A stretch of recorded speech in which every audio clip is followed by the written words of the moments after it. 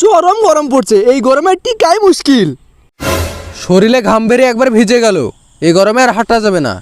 আমার বাড়িতে চ, তুফান ফ্যানের হাওয়া খেয়ে শরীর একবারে ঠান্ডা করে লেগা।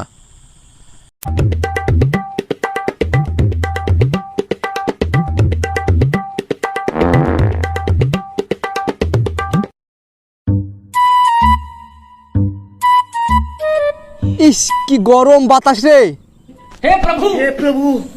একটু পর ঠান্ডা হয়ে যাবে। না ভাই, তোর তুফানের কোনো কাজ হচ্ছে না, শরীরে সারা রস বেরিয়ে গেল। এত গরম পড়লে আর বাঁচাই যাবে না, ঘরে এসি লাগাতেই হবে। পকেটে বিড়ি খাওয়ার টাকা নাই, আর ঘরে এসি লাগানোর স্বপ্ন দেখছে। টাকা নাই তো কি হয়েছে, আমার দাদুর অস্ত্র বিক্রি করব। তোর দাদার অস্ত্র মানে? আরে পাগল, বড় বড় গাছ আছে, ওই গাছগুলা বিক্রি করে এসি লাগাবো। ঠিক আছে চ, তাহলে গাছগুলো এখনই বিক্রি করে আসি। চ।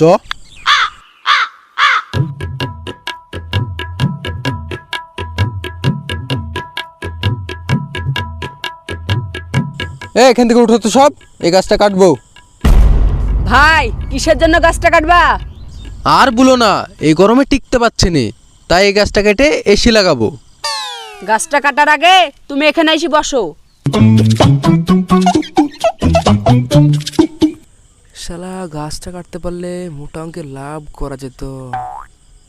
বাহ, এই জায়গাটা খুবই ঠান্ডা, আরামদায়ক।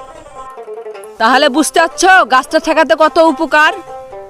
তুমি এসি লাগাবা, তোমার শুধু ঘরটাই ঠান্ডা থাকবে, আর তুমি গাছ লাগাবা, পুরো পরিবেশটাই ঠান্ডা থাকবে। হ্যাঁ রে বন্ধু, ও ঠিকই বলেছে।